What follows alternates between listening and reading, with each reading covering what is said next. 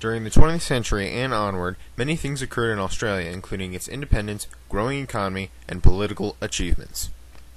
In the 20th century, Australia broke away from British control. In 1901, Great Britain drafted a constitution that gave the colonies of Australia a self-government.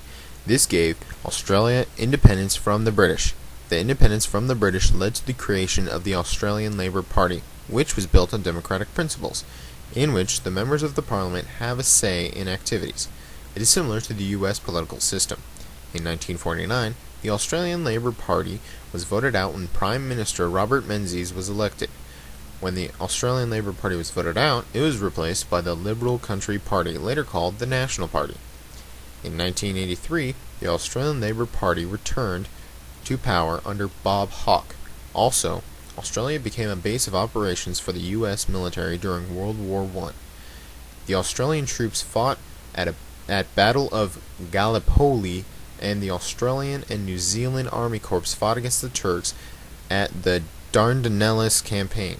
In 1951, Australia joined a mutual defense pact with the U.S. Most of the troops probably died because of stingrays. Please note that some of the jokes were Tim's idea, not mine. The Australian economy improved during the 20th century when Paul Keating became Prime Minister. The country was in recession. He improved the economy by reducing tariffs after recession in the 1980s, advocating turning Australia into a federal republic, and wanted to enter the trading bloc with Asia.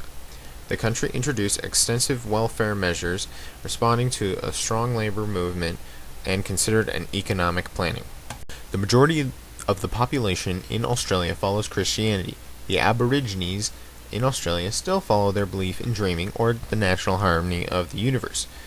From immigration, Buddhism and Islam are minorities in Australia. There was a time in Australia where it was strict on immigration. In 1901, the White Australia policy was implemented to restrict Chinese and later Japanese and Pacific Islander immigration.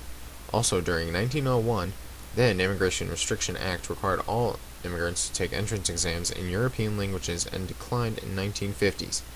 This was because of fear of immigrants taking away all the jobs from Australians. Aborigines were granted land reserves in the 1930s. In 1992, the Mabo Judgment recognized indigenous peoples' title to land occupied before white settlement. Like many other civilizations, Australia adopted European art style. Later on, Australian art was influenced by French Impressionism. Before World War I, women abandoned traditional roles for art. Social realism and symbolism impacted Australian art during World War II. In the 1970s, figurative art returned and Aboriginal art were discovered.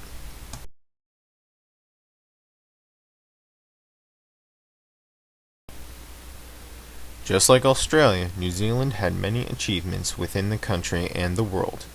New Zealand officially became a self-governing domain but did not accept full autonomy until 1947.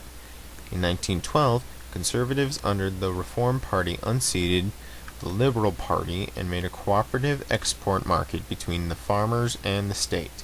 During World War I and World War II, New Zealand supplied the UK with troops, food, and wool. In 1935, the Labour Party came to power by beating the country's National Party, but in 1949, the National Party returned to power with a program nicer to private enterprise. With Australia, New Zealand joined them in a mutual defense with the U.S. in 1951 called the ANZUS Treaty, named after the initials of the countries involved. The ANZUS Treaty was created to make a coalition of Western powers in the Pacific region in case of an attack, mostly against the Communist Asian government. The ANZUS Treaty fell apart in 1986 when New Zealand refused to let the U.S. ships with nuclear weaponry to enter its ports. In 1984, the election of the Labour Party to power brought the reversal in economic interventionism, resulting in what became known as restructuring, which led to the stable inflation and diversified the economy but had failed to stanch unemployment by the 1980s. New Zealand's economy improved as well in the 20th century. Between 1921 and 1926, the collapse of post-war land boom led to the economic depression. Pretty much the whole world was in an economic depression at this time. Later on, around the 1960s, the National Party dealt with economic crisis brought by the decline in payments for exports and loss of the UK's trade market when it joined the European Union in the early 1970s. As the economy got worse, the growing inflation and unemployment led to migration to Australia, which motivated the National Party to try to regulate the economy by freezing wages and prices and borrowing funds from overseas. Just like Australia, the majority of the population in New Zealand followed Christianity, but with immigration. The country had secular beliefs below Christianity. Between 1891 through 1912, the Liberal Party, mostly under Richard Seddon as Prime Minister, encouraged land reform and liberal social policy by introducing female suffrage in 1893, Social Security in 1898, labor unions, and successful land management. Reform and Liberal parties joined to govern the country during World War I, when New Zealand sent about 125,000 men to fight with UK as part of the Australian and New Zealand Army Corps. New Zealand troops were in action in 1915 at the Battle of Gallipoli during World War II. Troops were in action in Greece, Cyprus, North Africa, Italy, and the Pacific.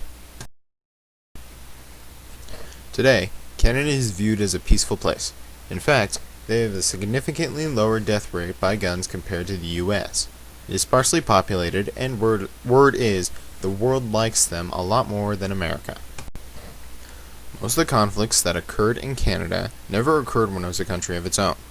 The conflicts that occurred were between the colonizers fighting over the land with one another. Lieutenant General Guy Simons is one very important person in Canada's history. In 1944, he devised the Kangaroo, an armored personal carrier. General Harry Crerar was an important figure as well. He founded the research department in 1912 at the Hydroelectric Power Commission of Ontario, where he worked as an engineer prior to his military career. In World War II, he commanded various Canadian formations. Finally, the 1st Canadian Army during the final campaigns in Northwest Europe in 1944 and 1945. Crerar was on September 18, 1944, cover of Time magazine. He was promoted to full general in November of 1944. Canada is one of the world's wealthiest nations and has the 10th largest economy in the world. It is a member of the Organization for Economic Cooperation and Development and Group of 8. Its economy is based on the service industry as well as many other developed nations. The service industry employs 3/4 of Canadians. Canada's two important industries are their logging and oil. International trade makes up a large part of Canada's economy, particularly of its natural resources. The United States is by far its largest trading partner, accounting for about 76% of exports and 65% of imports as of 2007. Canada's combined exports and imports ranked 8th among all nations. With the USA as a large trading partner, they will have to worry about the U.S. weaning itself off of foreign oil and have to find a more suitable means of jobs and income. They seem to be economically stable, but their unemployment rate is about 8% nationwide. This means that they are just under 1/10 of their population is without work.